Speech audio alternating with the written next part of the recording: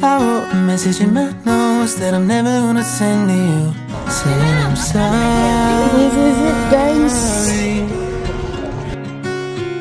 I guess you never really know what somebody's gonna do. Ano nang pangalan ganun? Kuya, paano nakasakay? Pag ano akong kainin? Kuya, paano You found somebody better than me to take care of your Nandun pala kayo? insecurities. Did it all while Nandun na pala kayo? I try so hard to be what you need. If you're into the finer things, well, maybe we should let this fall apart. 'Cause I feel so stupid for falling for you.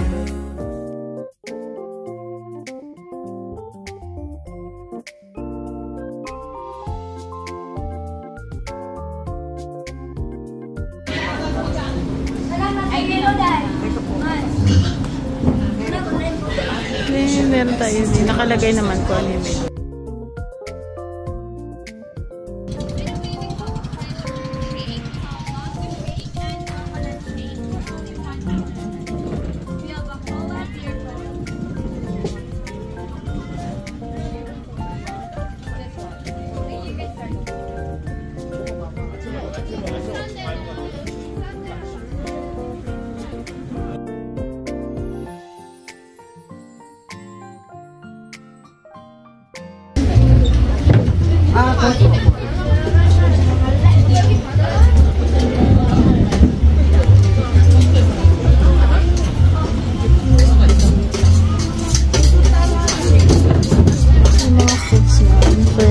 Madami. Kompleto naman. May pork, may chicken, may fish, may seafood,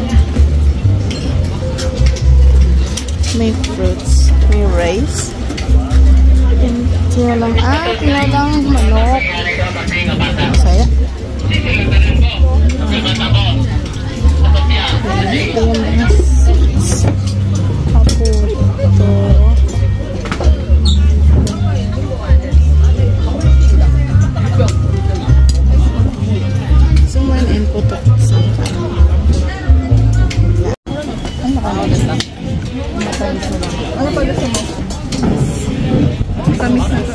What's this? Chop suey? Hindi yung chop suey. Hindi, ano to? pork adobo? Pork adobo. Konti lang, Pork di? adobo. Yan lang, okay na yan. Siguro din mong pork yan. Baka mamaya, ano yun? Adobo. Pork yan. Ayan, okay na yan. Tapos banana to. Ay, ayun yung turo. Chop suey ako.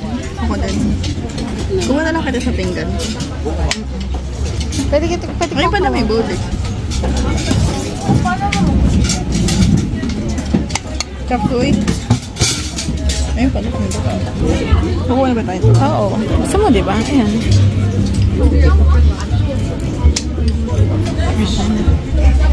Kasi, yan. Kumuha ka na rin ng pansit. Tapos kunin mo na lang sa akin. Eh, yung ano mo? Hindi ako magkanin. Hindi ka magkakanin? Oo.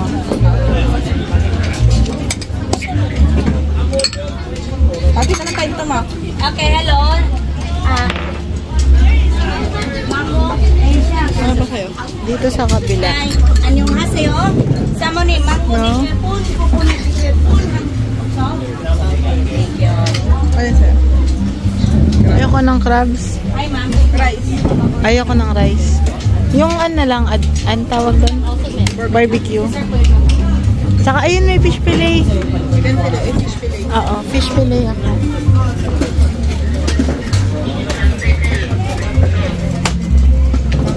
Hindi ka mag-rice? Banana. Hindi.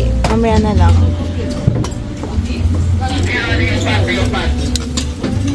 Tatlo. Thank you very much. One day. Spanish. Okay na yan? Tapos barbecue na lang, B. Okay. Okay na. Thank you.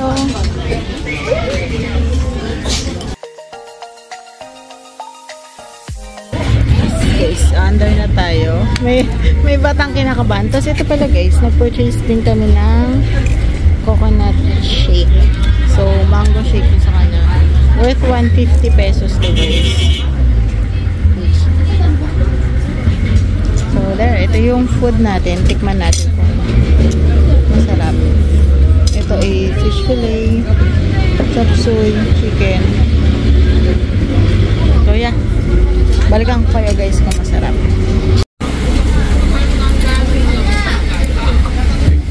Okay, hello sir, ma'am. I'd like to say good afternoon, Paisan. Good morning, Paisan number 1. Welcome to Rio Verde Floating Restaurant. Sana masama natin. Welcome to Bacoor. Mabuhay po tayo.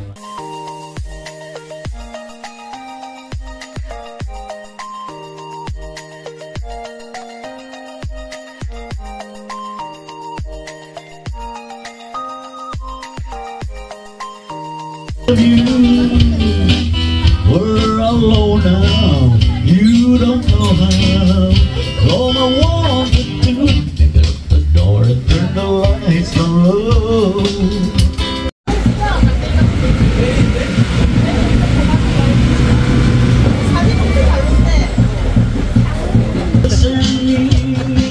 Tara guys, so tayo dito. Pwede bumaba daw for 10 minutes sa Ate Drive. Ate Drive? So, daan-daan na, mama. So, yan. So, tara. For 10 minutes, pwede daw bumaba. Walang entrance fee, pero if you wanna donate, yung na-donate naman daw. Hi. Ate, are you ate?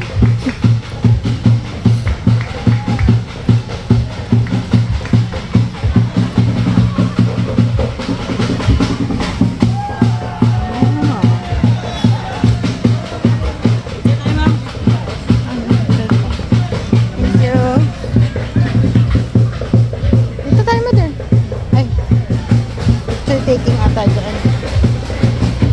Meron din nagpapapicture doon. Gusto ko magpapicture sa ate. Ano pinag-aaralan ko? Tinuturo ko lang pala yan. Pinuturo mo ba yan dati? More on picture taking pala with Ate Tribe na. So ba magpa-picture?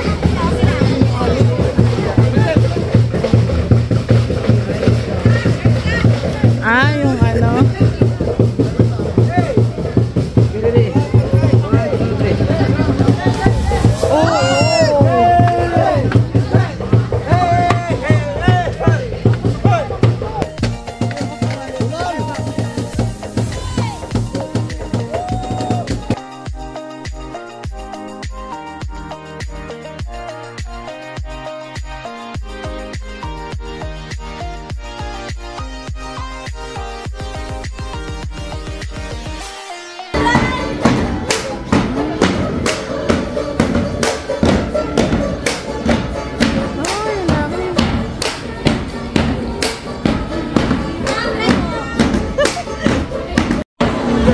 Walang tao.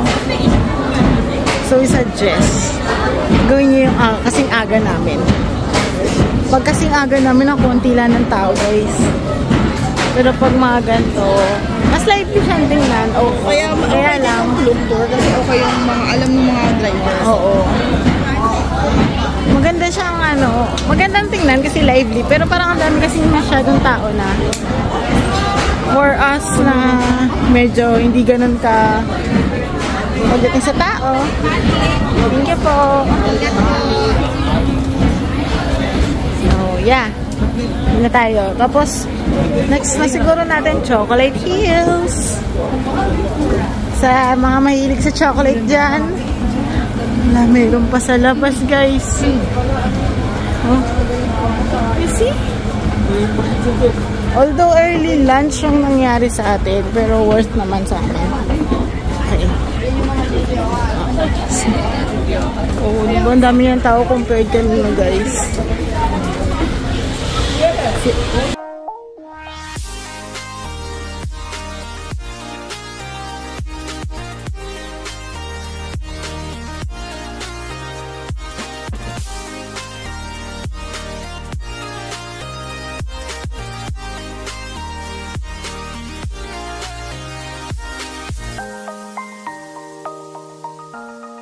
So guys, ito yung man-made forest. So, ito yung mga forest. Katulad ng sinabi ni Kuya kanina, ito yung mga puno na hindi pinuputol.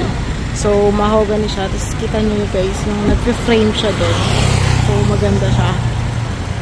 Ilagay ko na lang yung photo namin dito. Yung nagpa-pic kami. Sa gitna ng kalsada. Tapatan nyo na lang guys, katulad ni Kuya.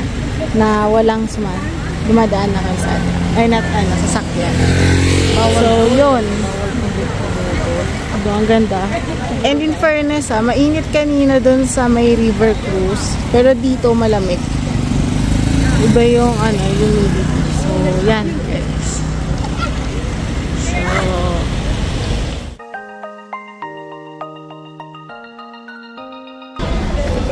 So, yan, guys. Hindi tayo ngayon sa Tarsier Conservatory.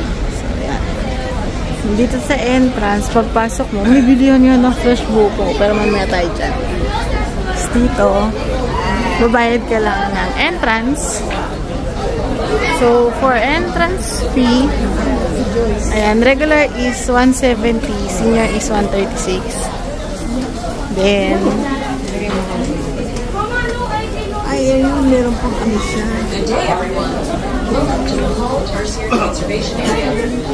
meron silang meron lang silang pa-opening. Pero ang lit ng TV nila.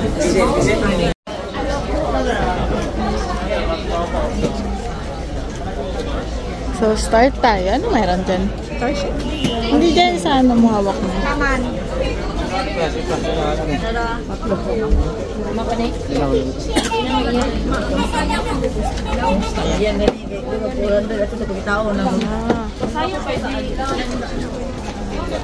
Observatory. Entrance. Or ano lang, no camera video with flash is allowed. So, para hindi magulat yung mga Tarsier and ma-stress.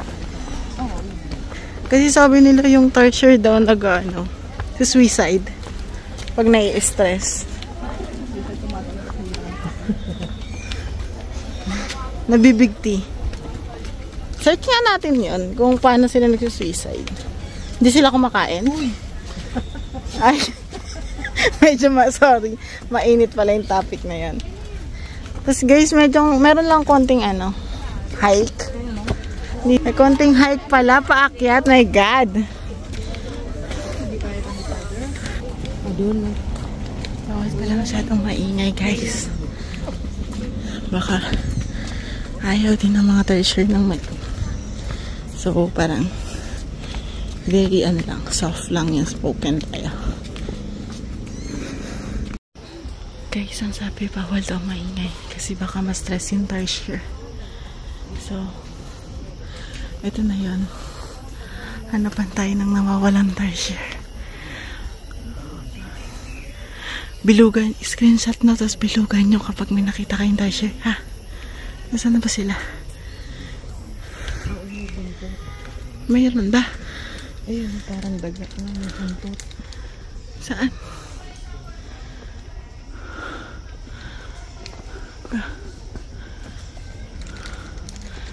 Guys, medyo maliit. Hanapin nyo nga. Screenshot plus bilog pag nakita nyo.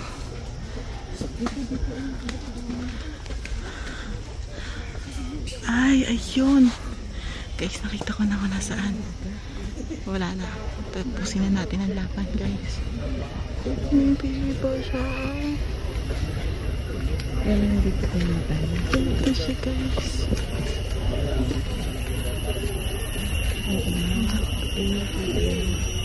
Ganda natin yung kuha, guys. Wait lang.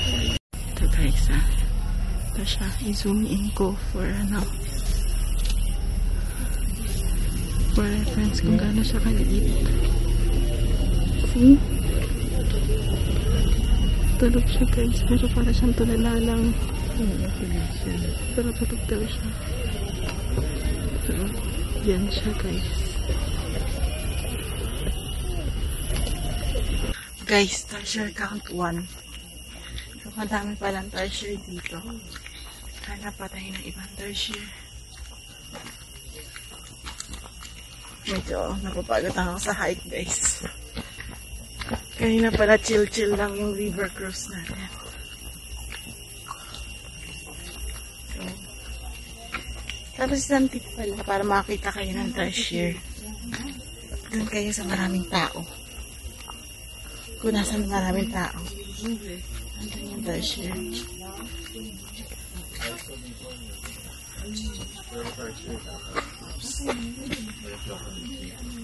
Ayun. Ayan, treasure count 2.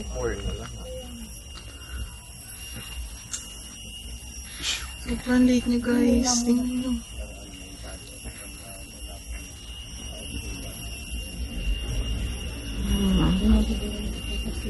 Treasure count 2. Meron pa dito, guys. Treasure number 3.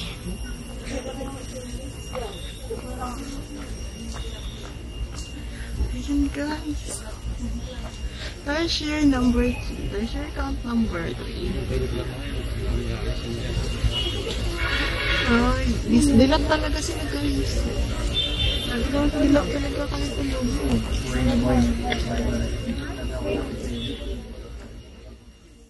So, that's the treasure number 3.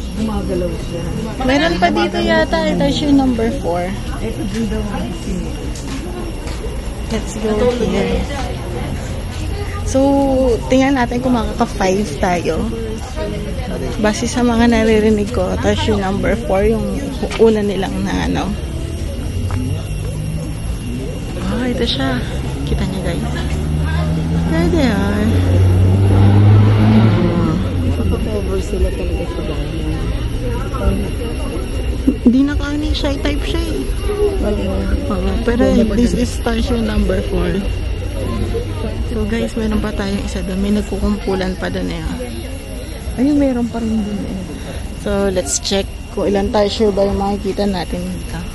Yes guys, meron din treasure dito. Ayun. Thank you po. Thank you. Nakaplay yung treasure sa inyo. So if you want, ayun, pwede kayong magpa-picture doon.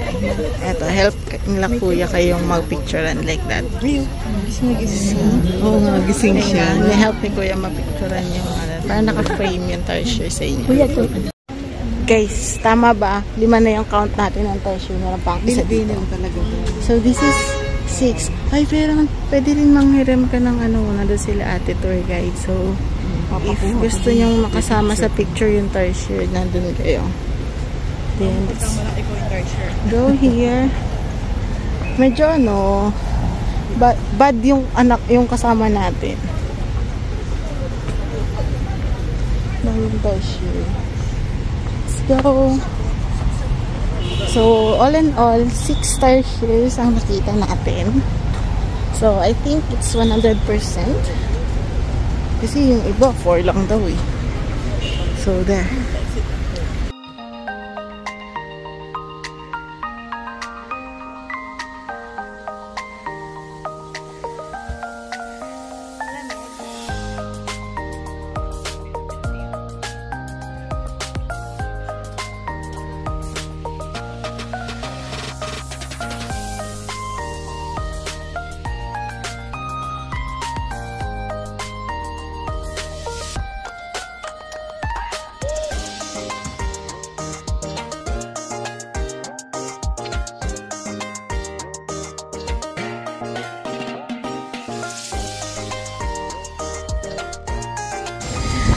Yun. Guys, andito na tayo sa Chocolate Hills. So, mula pala dun sa baba, sasakay kayo ng shuttle if hindi kayo naka-private tour or yung wala kayong tour kasi yung sasakyan ninyo, ito-drop off lang kayo dito. Kasi bawal daw sila mag-park. So, from there, umalis na eh. Tapos after niyang ano, ma-drop off, if tapos na kayo, tawag na lang para masundo kayo. Oo, pag may private tour. If wala, may shuttle naman, kukuha lang kayo ng ano doon, nakita ko. Parang number. So, may bayad din ng entrance, 100 pesos per adult. Pag may senior citizen, 80 pesos. Then, para sa viewing deck, Andito kami sa first pahingahan. Since may kasama kaming senior. So, unti-untiin namin.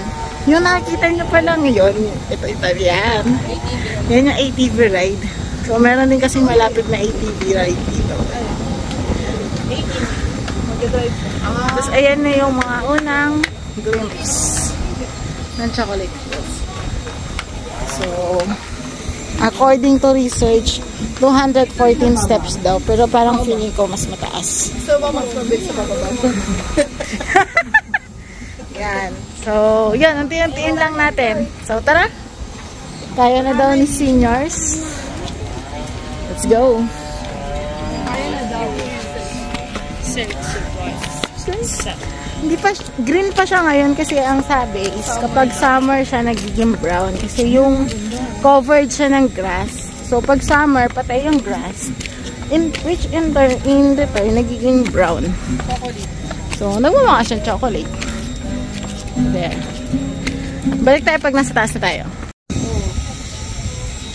Ayan guys, nandito na tayo sa Chocolate Hills. Second na pahinga na. Ay, third na stop na to. Nag-skip tayo ng second dahil napakagaling natin. So, yan. So, yung Chocolate Hills. May prompt in question yung kapatid ko kung bakit daw Chocolate Hills yung tawag. I-explain ko sa'yo. Ginugel Alam ko. ko kung bakit chocolate hills. Pero bakit saan nanggaling chocolate hills? Ang tanong mo is saan nanggaling ko. I know the answer. Ginugel ko din. So, yung Chocolate Hills pala is made of limestones. Ang limestone. So, parang nagkaroon ng tectonic plates na gumalaw. So, nabuo siya. Then, in time, since limestone siya, soluble siya in water. So, kapag nagkakaroon ng weathering, nagkakaroon ng rain, so, nakukulma pababa. Nagiging conical yung shape niya. So, that's why maliliit yung ano niya. Meron pang mas malalaki ako nakita na gantong klase. Yung nasa China daw. So, as in conical talaga yung sa China. Yung bulubundukin. This is it. So, ito yung medyo konting chocolate hills. It's there. Yung chocolate hills. So, ito yung final stop. Konti na lang nahagdan. Nasa taas na tayo. Pero ito mga tayo. Meron naman pala nakalagay dito. Tara guys, akit tayo sa taas. You can handle this. Hindi tayo pinalaki ng fire exit para lang sumuko.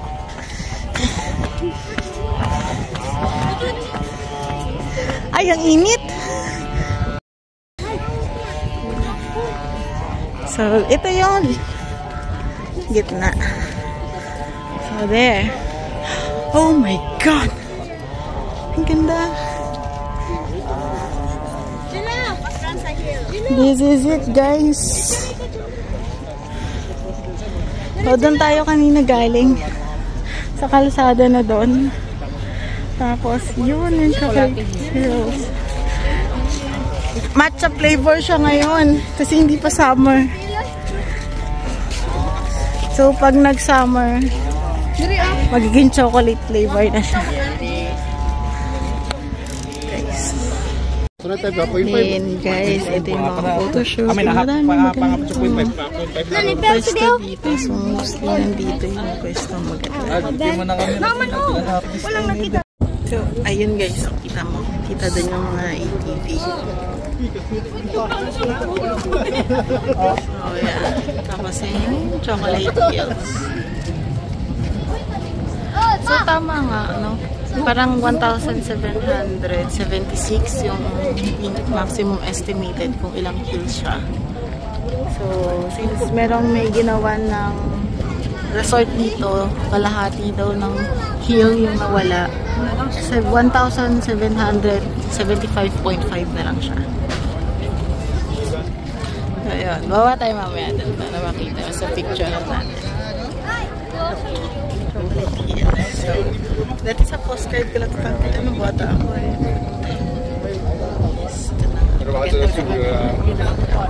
Hindi ko can see. Grass nga talaga yung coverage ng grass. So yeah, tara, maba na tayo kila mother. So, yun guys. Kakatapos lang natin sa tour. Kakabalik lang natin dito sa hotel natin.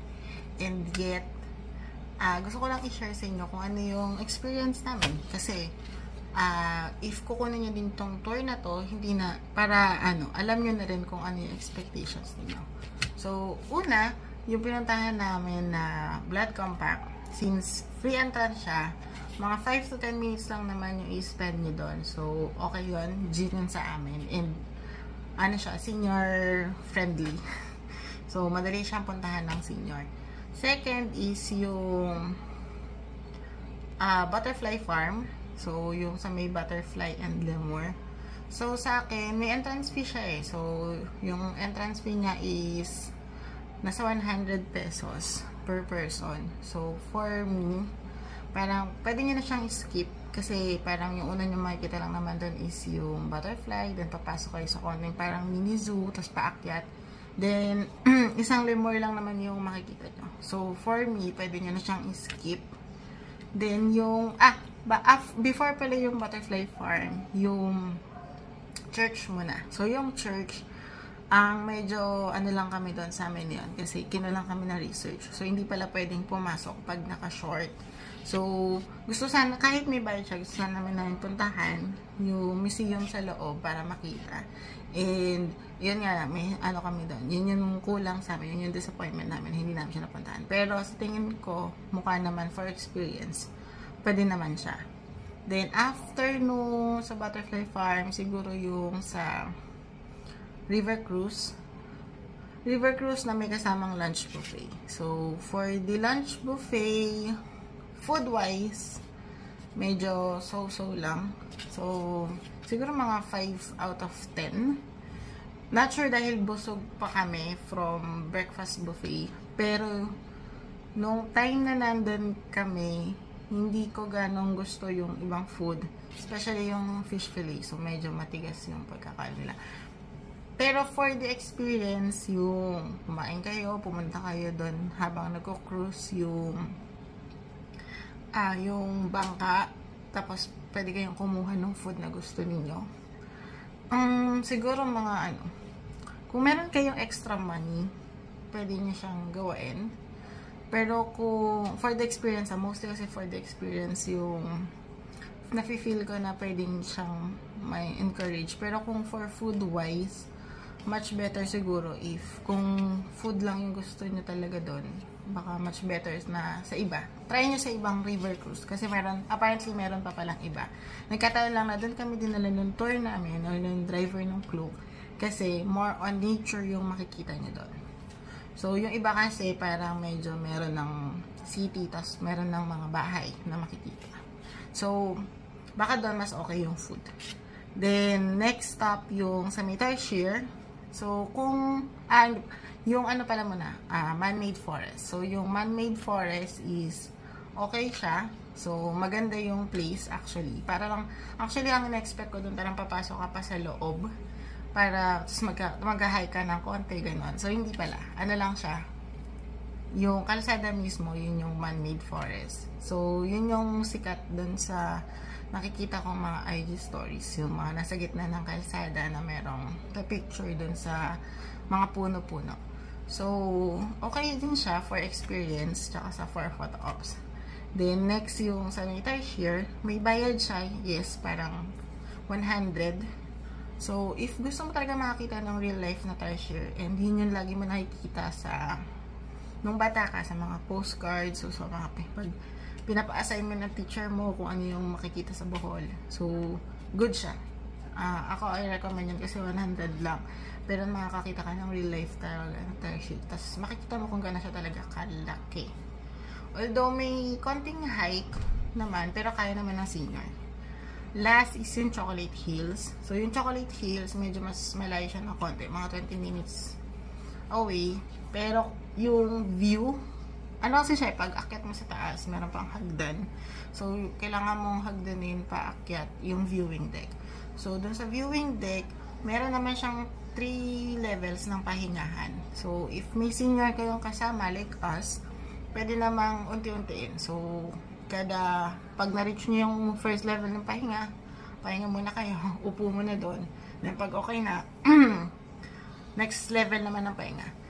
Yun nga lang, siguro kung hindi na talaga kaya ng tuhod or mahina na talaga yung mga seniors na kasama ninyo, pwede naman sa baba, pero hindi ganun kakita yung mga, mga heels. So, sa taas, dun sa viewing deck, kitang-kita ka talaga yung mga, chocolate heels. So, yun, may bayad din yan, yung entrance 100, pero for me, sulit siya for 100 pesos. Lalo na yung view na makikita mo. Again, katulad ng cashier, yun yung mga bagay na hindi mo madalas nakikita or yun yung mga bagay na nung bata ka lang, mo lang siya nakikita. So, sa akin, goods yun. So, all in all, ilista ko dito yung mga pinuntahan namin. Then, ano yung recommended namin na puntahan o hindi. Kasama na rin namin yung entrance fee. So, yun lang. So, check nyo na lang din kung alin yung mga gusto nyo yung puntahan.